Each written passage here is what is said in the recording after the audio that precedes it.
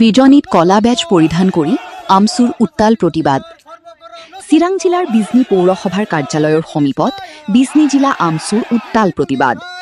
শুক্ৰবাৰীয়া নামাজ আদায় কৰিয়েই দিল্লীৰ যন্তৰ মন্তৰৰ ছাত্ৰ আন্দোলনৰ সমৰ্থনত কলা বেজ পৰিধান কৰি আমচুৱে কেন্দ্ৰীয় শিক্ষামন্ত্ৰী ধৰ্মেন্দ্ৰ প্ৰধানৰ পদত্যাগৰ দাবীত উত্তাল প্ৰতিবাদ সাব্যস্ত কৰে।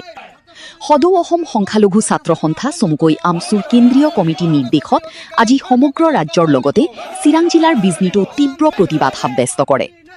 প্ৰতিবাদীকাৰীসকলে হাতে হাতে প্লেকাৰ্ড লৈ বিজেপি চৰকাৰ হাই হাই, দিল্লী পুলিচ হাই হাই, শিক্ষামন্ত্ৰী পদত্যাগ কৰক, ছাত্ৰ ছাত্ৰীৰ ওপৰত নিৰ্যাতন বন্ধ কৰক, আমচু জিন্দাবাদ আদি শ্লোগানেৰে প্ৰতিবাদস্থলী উত্তাল কৰি তোলে। লগতে সংবাদ মাধ্যমৰ আগত মন্তব্য কৰে যে অতি সোনকালে চৰকাৰে যদি ছাত্ৰ ছাত্ৰীৰ দাবী মানি নলয় তেতিয়াহ'লে ইয়াতকৈ ভয়াৱহ আন্দোলন গঢ়ি তুলিব বুলি হুংকাৰ দিয়ে।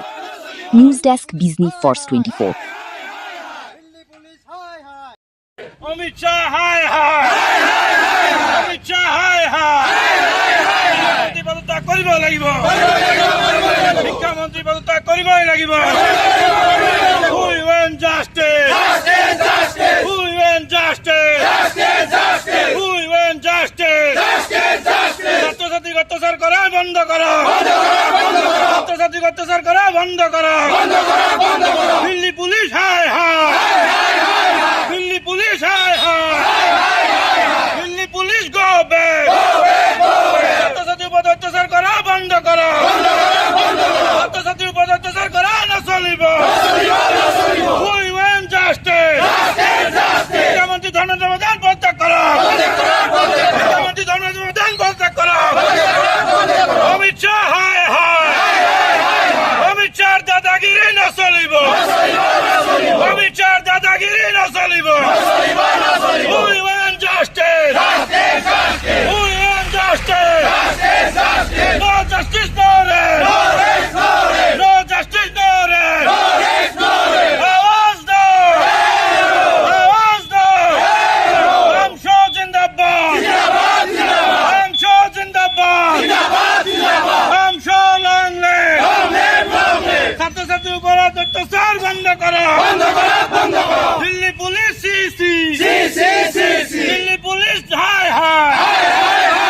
চাওক, আজি সদৌ অসম সংখ্যালঘু ছাত্ৰ ইউনিয়ন আমচুৱে গোটেই অসমজুৰি এই যি প্ৰশ্ন কাকত ফাদিল হৈছে তাৰ বিৰুদ্ধে আমি আজি কলা বেজ পৰিধান কৰি ইয়াত প্ৰতিবাদ সাব্যস্ত কৰিছোঁ। আপোনালোকে দেখিছে যে দিল্লী যন্তৰ মন্তৰত ছাত্ৰ ছাত্ৰীয়ে যি ধৰ্ণা দিছে, আজি প্ৰশ্ন কাকত ফাদিল হৈছে, তাৰ ওপৰত গণতান্ত্ৰিক অধিকাৰৰ কাৰণে তেওঁলোকে প্ৰতিবাদ সাব্যস্ত কৰিছে। তাত দিল্লী চৰকাৰ পুলিচ লগাই যি ভেৰণীয়া গুণ্ডা বাহিনীয়ে ছাত্ৰ ছাত্ৰীসকলক যি ধৰণৰ অত্যাচাৰ কৰিছে, সেই ঘটনাক আমি তীব্ৰ ভাষাৰে নিন্দা কৰিছোঁ, গৰিহণা দিছোঁ। অতি শীঘ্ৰে যি ছাত্ৰ ছাত্ৰীসকলক যি পুলিচে মানে বৰ্বৰ অত্যাচাৰ কৰিছে তেওঁলোকক এৰেষ্ট কৰিব লাগে, তেওঁলোকৰ ওপৰত আইনী ব্যৱস্থা ল'ব লাগে। আৰু আমি দেখিছোঁ ইমান দিনে এজন শিক্ষামন্ত্ৰী, তেওঁৰ ইমান প্ৰতিবাদ হৈ আছে, গোটেই দেশজুৰি প্ৰতিবাদ হৈ থকাৰ পিছতো ধৰ্মেন্দ্ৰ প্ৰধানৰ ইমান কি সাহস যে তেওঁ এতিয়ালৈকে পদত্যাগ কৰিব নোৱাৰে বা তেওঁক পদত্যাগ নিদিয়ে। সেইকাৰণে দেখিছোঁ আমি প্ৰধানমন্ত্ৰীও যোৱাকালিয়ে তেওঁ মুখ খুলিছে, ইমান দেৰি তেওঁ মৌনতা অৱলম্বন কৰিছে। সেইকাৰণে এই গোটেইখিনি কাৰ্যক আমি তীব্ৰভাৱে নিন্দা কৰিছোঁ, গৰিহণা দিছোঁ। আৰু আজি আমি আমচুৱে অসমত ইয়াৰ গোটেই অসম জিলাত প্ৰতিবাদ সাব্যস্ত কৰিছোঁ। যদি ইয়াৰ বিৰুদ্ধে ব্যৱস্থা নলয়, এই ধৰণে আজি আমি কলা বেজ পৰিধান কৰিছোঁ। অহা দিনত আমি এই আন্দোলন আৰু গণতান্ত্ৰিকভাৱে অধিক ভয়াৱহভাৱে গঢ়ি লৈ যাম। চাওক, সদৌ অসম সংখ্যালঘু ছাত্ৰ ইউনিয়ন আমচুৱে গোটেই অসমব্যাপী আজি আন্দোলন ঘোষণা কৰিছে। তাৰ লগতে আমি বিজনী জিলা সমিতি আমচুৱে কলা বেজ পৰিধান কৰি আজি আন্দোলন কৰিছোঁ। আজি চাওক, যোৱা কিছুদিন ধৰি দিল্লীত ছাত্ৰ ছাত্ৰীসকলে আন্দোলন কৰি আছে। নীটৰ দৰে গুৰুত্বপূৰ্ণ এটা পৰীক্ষাৰ প্ৰশ্ন কাকত যেতিয়া ফাদিল হৈছিল, সেই ফাদিল হোৱা সন্দৰ্ভত ছাত্ৰ ছাত্ৰীসকলে আন্দোলন কৰিছিল। আৰু আন্দোলন কৰাৰ পৰিপ্ৰেক্ষিতত আৰু 20জনকৈ ছাত্ৰ ছাত্ৰীয়ে এই নীটৰ প্ৰশ্ন কাকত ফাদিল হোৱাৰ পিছত মৃত্যুবৰণ কৰিছিল। কিন্তু ছাত্ৰ ছাত্ৰীসকল যন্তৰ মন্তৰত বিগত দিন ধৰি ধৰ্ণা প্ৰদৰ্শন কৰি আছে, কিন্তু এই ধৰ্ণা প্ৰদৰ্শনৰ প্ৰতি চৰকাৰে কোনো ধৰণৰ গুৰুত্ব দিয়া নাই। ইভেনকি ধৰ্মেন্দ্ৰ প্ৰধান শিক্ষামন্ত্ৰীৰ পদত্যাগৰ দাবী উত্থাপন কৰা হৈছে যদিও আজিলৈকে ধৰ্মেন্দ্ৰ প্ৰধানক পদত্যাগ কৰিবলৈ সাহস বিজেপি চৰকাৰে পোৱা নাই। আজি আমি আমচুৱে গোটেই অসমব্যাপী আন্দোলন কৰিছোঁ। আমি বিজনী জিলা সমিতি আমচুৰ উদ্যোগত আন্দোলন কৰিছোঁ, যেতিয়ালৈকে ধৰ্মেন্দ্ৰ প্ৰধানক মানে পদত্যাগ কৰা নহ'ব। আৰু যি 20জনকৈ ছাত্ৰ নিহত হৈছে, সেই ছাত্ৰসকলৰ যি যন্তৰ মন্তৰৰ পৰা দাবী উত্থাপন কৰিছে 1 কোটিকৈ মুআৱজা দিব লাগে, সেই যেতিয়ালৈকে এইখিনি নিদিব আমি আমচুৱে আজি হয়তো কলা বেজ পৰিধান কৰি প্ৰতিবাদ সাব্যস্ত কৰিছোঁ। ছাত্ৰ ছাত্ৰীৰ অধিকাৰ খৰ্ব কৰা নচলিব, তাৰ কাৰণে আমি প্ৰতিবাদ কৰিছোঁ।